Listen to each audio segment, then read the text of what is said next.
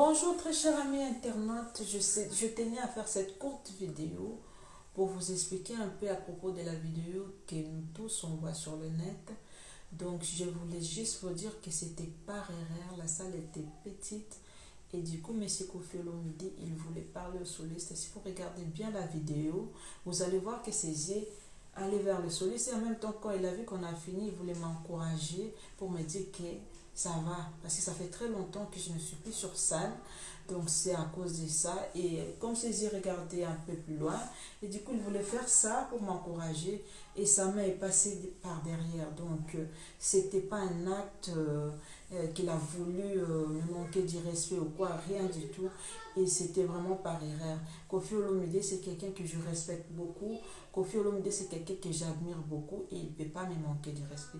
Je vais faire toute une émission pour vous expliquer et liango lokola zali courant de Japon mili mwana zali oyo ezolongwa te kende pam kende kosimba ka fumangani ya mwana mwasi wana mais asimbi yango c'est un expert quoi on va te asimbi quoi vraiment répétition vraiment donc un expert ça dit quoi il y a eu vraiment répétition na lobby agbe pas spécialiste en matière ambassadeur ya culture congolaise, regardez biloko bozo pesaka bato bandeko na c'est la honte de la République. Mais ndenge maboko ngo asi amesana ezokola moto ya fufu ata mwinde zate akobeta fufu kale pour bi position fufu na kata neta ko pasa Koffi Olomide agbe Antoine abosani ete azali condamné par sursis bazo lukaka eloko ya muke ba condamné 10 ans de prison. Na ba juge ba sambisa ki ye na association moko ya ba viol contre femme aux en France ba zubeli mata mwana mwasi la fundite ba lingi ba tiango na justice na bango moni moto bo libérer ki tala ba acte zo ça pour na bango ba mona za dans comme danger il est très dangereux ba moni ngo déjà dangereux mondela linga repreuve moi ça surtout gagner a okini ba dodi ye ne pena Zambe mama na ngai ba dodi ye ne pena joka mutu te papa mboko yo papa kongo mboka lengi ambassadeur amo chapé boni pona ebiso lelo ko faire na poto te ko faire na Kinshasa akime paka.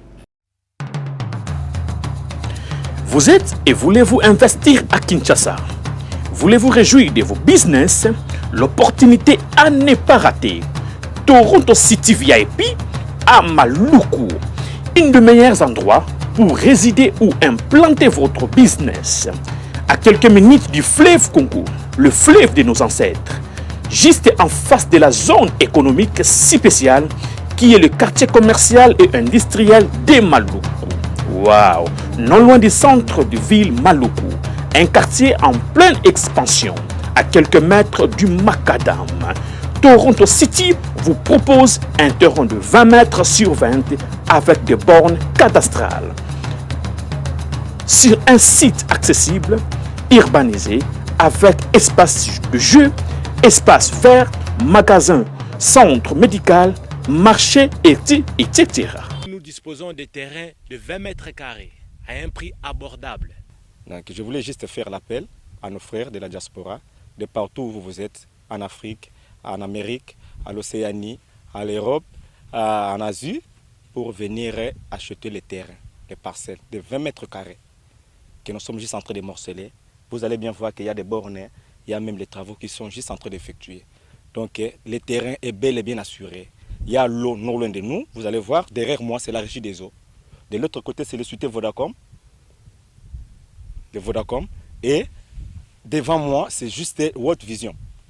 Là où Vision Mondiale sont juste en train aussi à un projet de construire les maisons pour ces travailleurs. Donc voilà, nous sommes ici à Maluku. C'est déjà un endroit habitable. Les quartiers, comme vous allez voir de l'autre côté, c'est déjà habitable. Il y a déjà les gens et c'est non loin parmi les autres cités que vous connaissez déjà. Donc je suis très fier de vous présenter ces produits qui n'est rien d'autre que, oui, nous achetons les voitures, nous achetons tout ce que nous pouvons avoir. Mais avoir une parcelle, c'est vraiment une très bonne chose. Pour tout contact, contactez Willy Mafuta au +1 90 57 30 15 40. Toronto City, waouh, les 4 qui nous réservent l'avenir de demain. Vive le Congo, vive Kinshasa.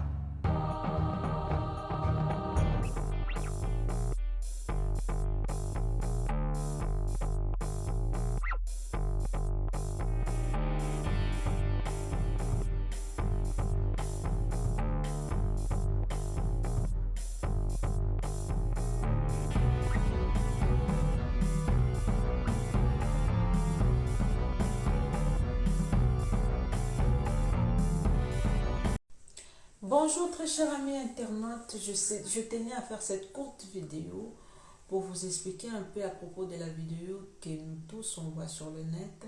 Donc je voulais juste vous dire que c'était pas rare, la salle était petite et du coup M. Koffi Olomide il voulait parler au soliste. Si vous regardez bien la vidéo, vous allez voir que ses yeux allaient vers le soliste et en même temps quand il a vu qu'on a fini, il voulait m'encourager pour me dire que ça va, parce que ça fait très longtemps que je ne suis plus sur scène, donc c'est à cause de ça. Et comme ces yeux regardaient un peu plus loin, et du coup il voulait faire ça pour m'encourager, et sa main est passée par derrière, donc c'était pas un acte qu'il a voulu me manquer du respect ou quoi, rien du tout, et c'était vraiment par erreur.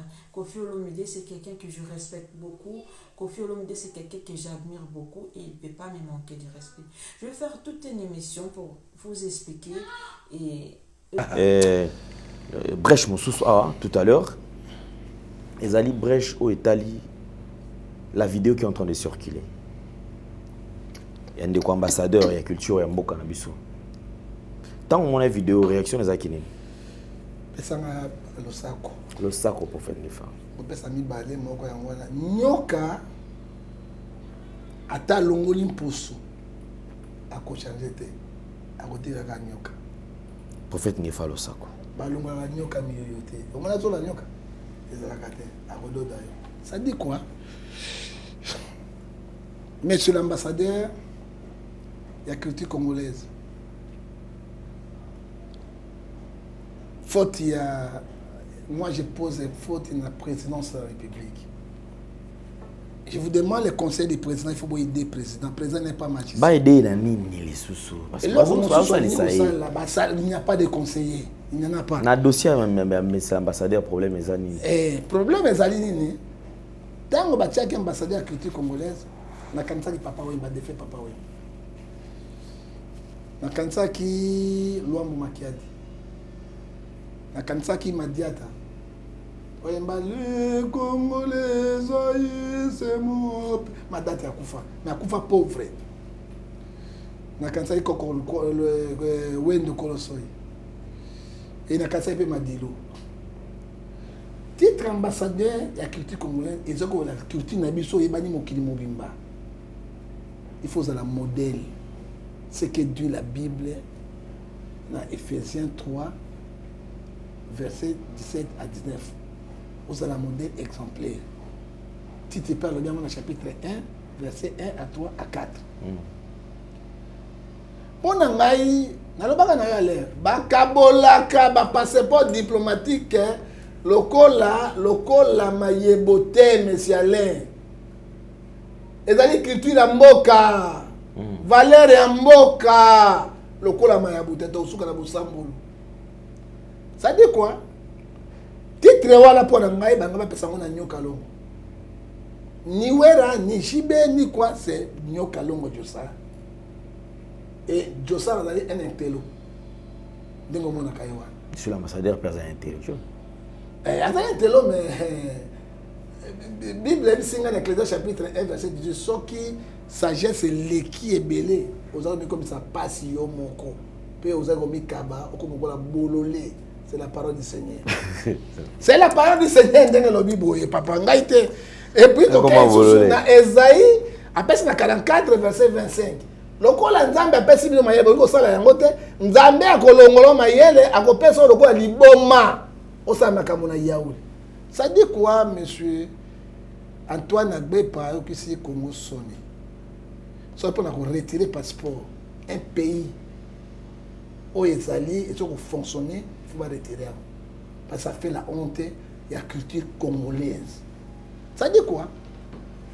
Antoine Agbepa Koffi Olomide condamné par sursis à cause de biloko ya viol. Tobundi.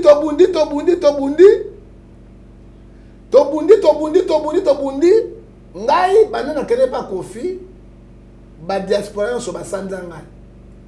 Ba kabela ngai so ba mo $100 so ba pesa na ba pesa na lisutu na kanda wa a cause ya gbepa. Yo kino sani. Abenga ngana sambela pona makambo etaki ko na sisi. Nakana ko sani abengi ngai. Ye ba la mo na bla. Ba benga yo mutu ba to le bela bino abi matu. Mais kala papa. Bo te na église te. Mais merci beaucoup. Abenga nga pona yango na kei na zongi na kei. Pourquoi agbe par exemple moto ya kala?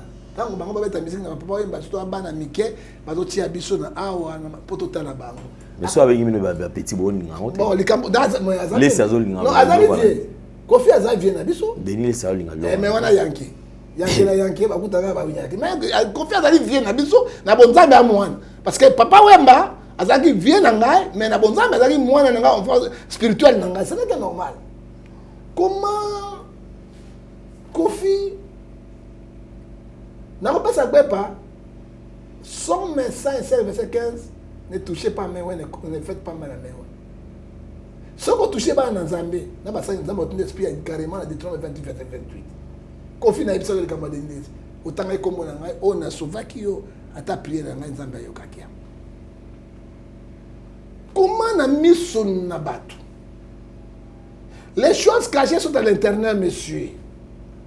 Moi na zobika na ngonga munene mwana na mwasi ba na mwana ki medicine wana obuka moto mo Congo okay pino opération ya miko moko abeta bo azonga bo natali mwana mwasi wana agbe patali yango lokola zali coureur de jipon mili mwana zali o ezolongwa te kende pam kende kosimba ka fumangani ya mwana mwasi wana.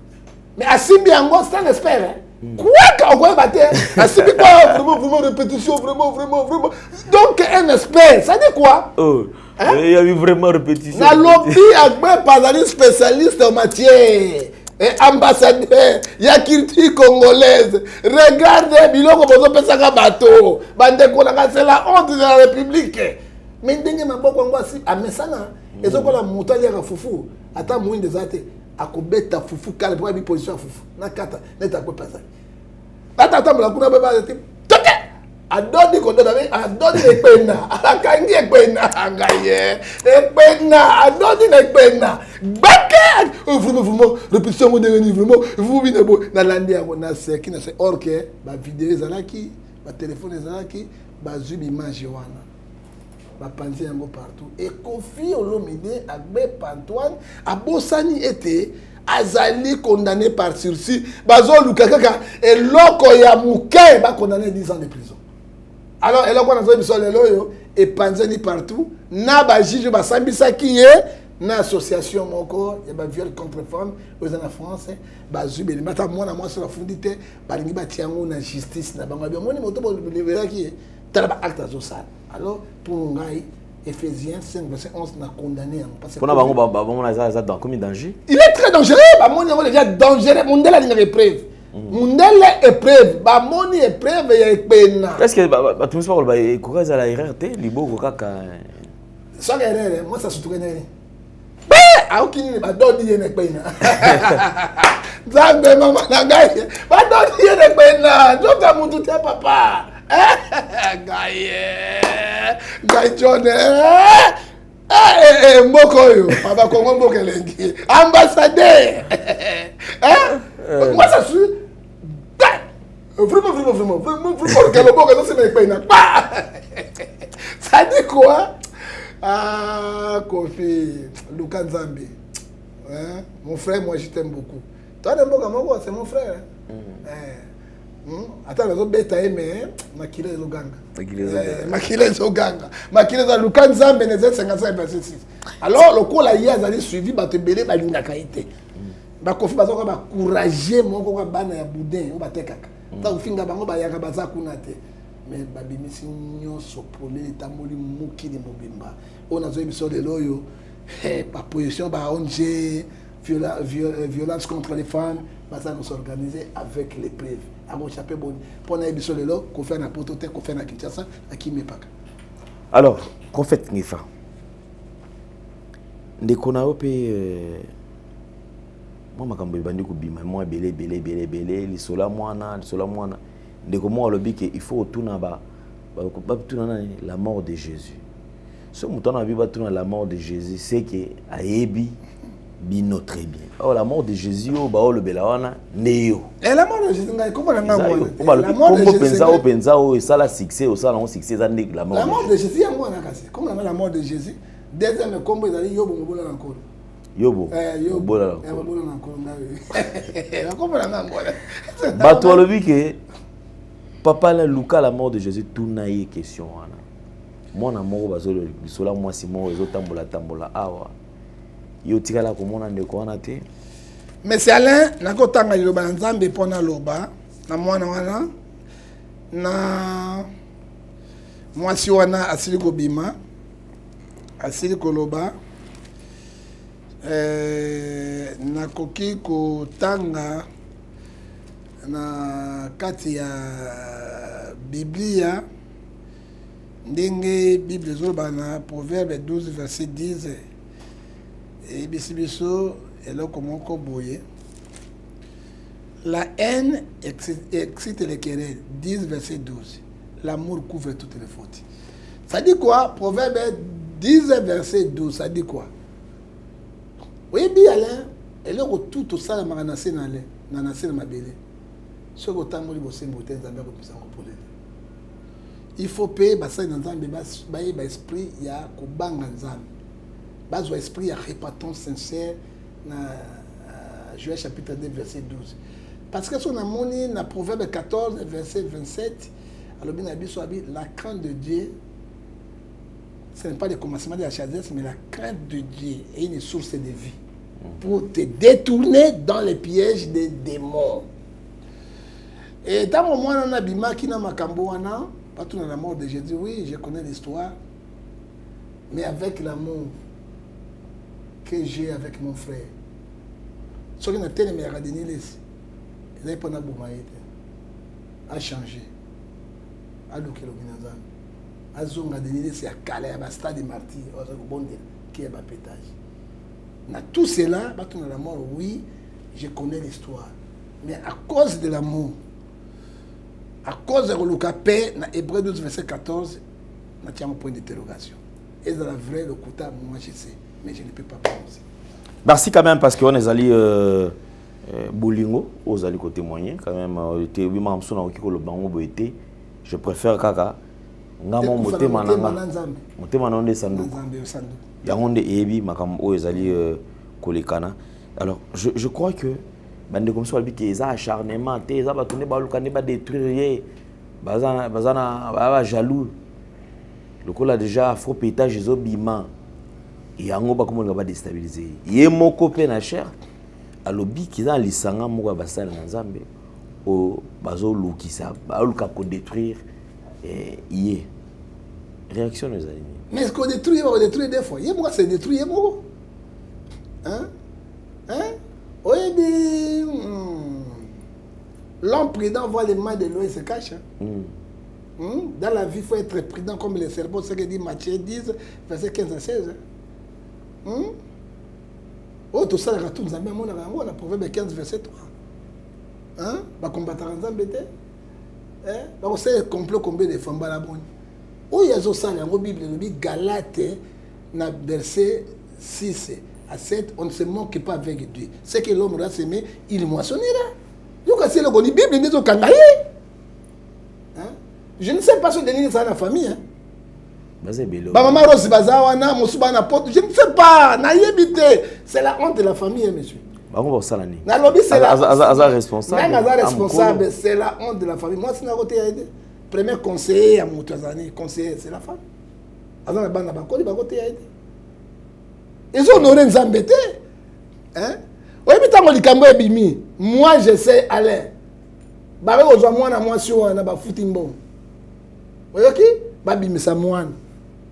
ce qu'ils ont fait à Madjabou. Faut dire la vérité, ce qu'ils ont fait à Madjabou. Madjabu parce que y a loko nzambe abundeli na babundele madjabu so seke madjabu azalelo. Hein? Nzambe apambola pasteur Roy avec maman maman Roy. Hein? Maman Myriam, que Dieu vous bénisse na musala malamu bozo sala na bolingo ya nzambe. Hein? Hein? Nzambe abakisa bino mikolo.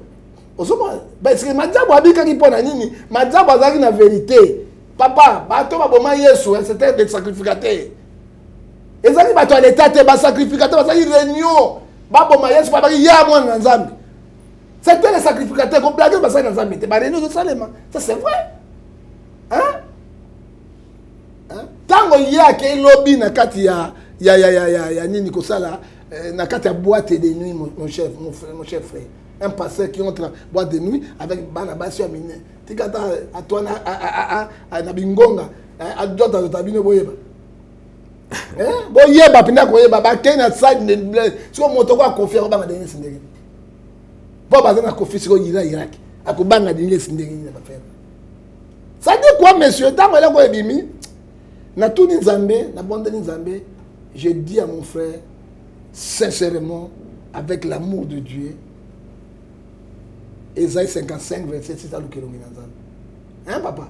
Et plan Mokoumabé pour ne pas déstabiliser les générations. D'accord, merci beaucoup, prophète Ngefa. Je pense que quand même, est-ce que vous avez peut-être un benga au PC conseil? Et faites très attention parce que normalement on a déjà amené ma maison qui est née. Ma besoya. Ah, quand on dit matin, on a battu ba website de cette émission. Benga madame na été. Ah, on dit ma pète, madame na évité matina mais yé mo benga ba on dit matin. Oh, et là, c'est l'orgueil. Il est très orgueilleux. Il y a moins qui a commis déjà. Dernier, ça va y avoir Mukuna.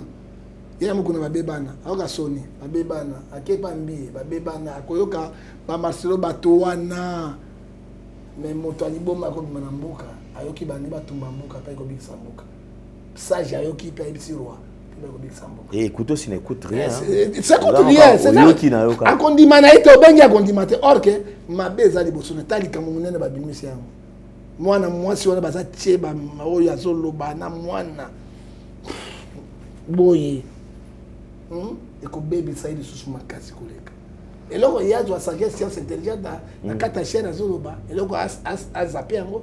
Oh, ngana bota te. Babimisi mwana moko songolo mais c'est ta bimisi mwana moko songolo baboke na ADN ko sa nini et comme na jisto que na ADN ko sa nini osomona tu as négocié ngai na mour na zaka na ye parce que je l'aime moi et là to kabola ngai na ye ezali système na ye soka zongi na nzela na koiko papa motoko la Deniles azongi na nzela pona ko défendre Christ basanga na Ngefa ezali bombe ya satakata. Oya kotele manani to sa dio Deniles Ngefa soki azongi na nzambe na direction nga na zolinga to sangani nga na ebo ba papa tika bon to la simoki alors espérons que jour on ekoka nango te ekoka te parce que il a zo changer te azo continuer c'est comme na ba boîte c'est ka itikali ba kena ba piscine na bingonga bana basa ju bingonga minene wa oto benga ekpena ekpena ndio kwa basi sa munene sima ekpena munene wana ju ekpena siko ekosuka boni ngape ngiko ta ekpena te po akoteka pe ekpena wana te ah mon pao ya ko dodo na ekpena voilà eza pasi na mawa omoni naza contre parce que na yo kilika mwana le esa ngai pasi na moni ba dossier elinga iboui oh, la mort de Jésus a ébi. La mort de Jésus a lobby. Nazui, verset, Proverbe 10, verset 12. Les querelles excitent la haine, l'amour couvre toutes les fautes. Merci beaucoup. Alors, je crois que nous sommes arrivés pratiquement à la fin avec le prophète John Ngefa. En tout cas, merci beaucoup parce que côté on a l'autosuité en confond la brèche belé parti naé. Merci beaucoup na binotou bozo landa biso et surtout ba to encourager parce que Ngefa tiazo bima pe boye tazo le la clair donc chokoli londe makam de tissu qu'on on rentré dans le salamité. Te entrer ça tu confies à bébé ça makam na ngaiti. Kofi a baby ça va passer un songo papa bato azo sunga ngai tout cela tant na rondi mela Kofi papa sanga lo sara so le sac au prophète. Attends moni kosi mino se gâté kotia brosité au kato loboko pose à viande. Merci. Prophète Ngefa pour na kusuki ça na moni yo bandai ko kutala tala ba image ya concert à Casse Bloom ya ivoirien wa imba la musique ya Nzambe akomisa Nzambe asala Nzambe na loyembo yaki awa invité par Madjabou moni o sepelaki ilo nini sepelisi quand même.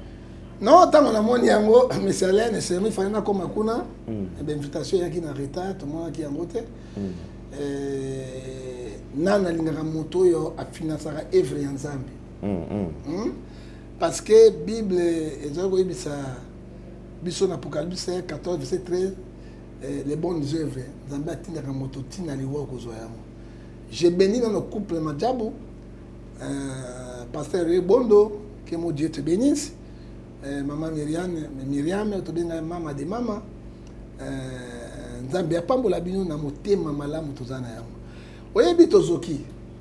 Sikoyo pasteur Bonda mona na maman Myriam était to pesa mo loko mo se pesa ba congolais. Plus de 20 000 personnes ba kotaki. Ils avaient plein à craquer.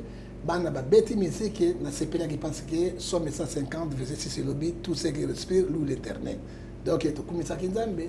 Donc, il y a un pétage, il y a un zo batté, un batté, mais le coup, il y a un Zambé, mais quand professeur, il y a un retard, professeur Mike, on a prof, il y a un retard, il fallait un soprano, il y a un bêta, il y a un mot, et ça, il y a un embarrassement.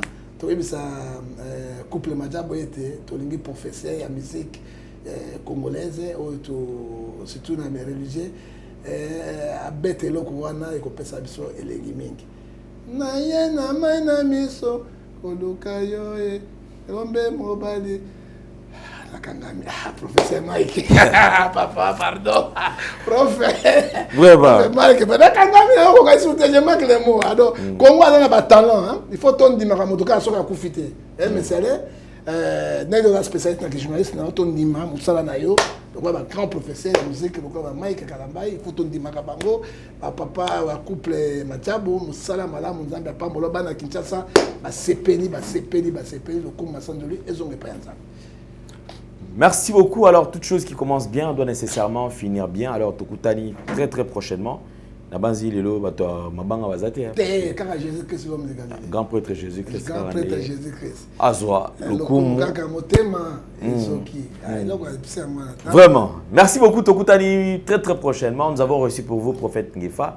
Alors aimez, partagez, faites des commentaires positifs, cela nous fera énormément plaisir. Portez-vous bien.